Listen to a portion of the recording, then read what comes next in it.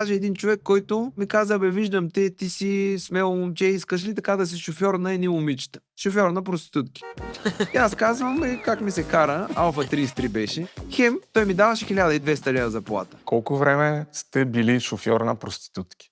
Една седмица и примерно, когато са на дискотека, просто стоя с тях в дискотеката. Едното момиче беше на дискотека, те се обадиха, казаха: "Трябва да я заведа в Габрово." И тя каза: "Ох, не мога ли още малко да стоя на дискотека?"